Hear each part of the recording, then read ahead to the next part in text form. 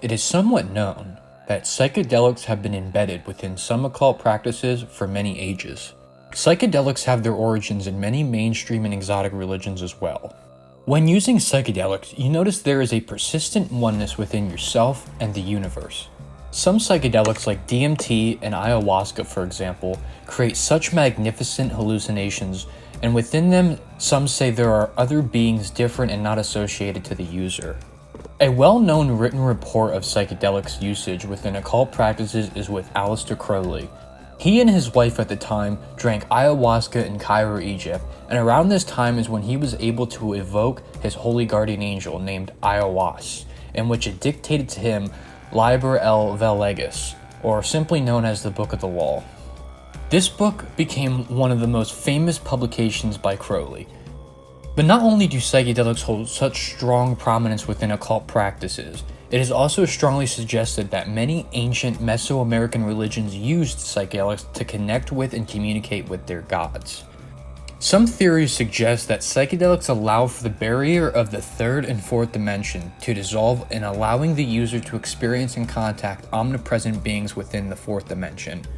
This theory can be backed from the book, The Law of One, in which a study was conducted to connect with interdimensional alien beings through a technique called channeling.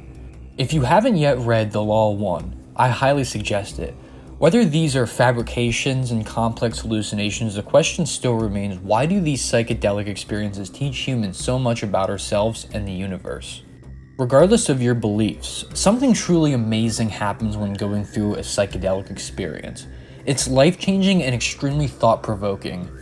In my lifetime, I have tried and experimented with many psychedelics, and it ultimately changed my mind on a lot of things and created a persistent wiring within my brain that is extremely abstract, thought-provoking, and philosophical. Even if psychedelic experiences is basically our brain just tricking us, which it very well may be, there is still something profound and peculiar about psychedelic drugs, something that no other thing can replicate. But the question still remains: what is the scientific explanation behind psychedelic experiences? It is well known in the scientific community that psychedelics mainly react on the serotonergic receptor named the 5-HT2A receptor, which is responsible for perception and the senses. Whether psychedelic drugs just basically trick these certain receptors, it's really strange and bizarre on the level of which these intricacies of the hallucinations occur. But regardless if this can be scientifically explained or metaphysical and phenomenal, it's still very strange and bizarre of the possibilities that psychedelics can reach.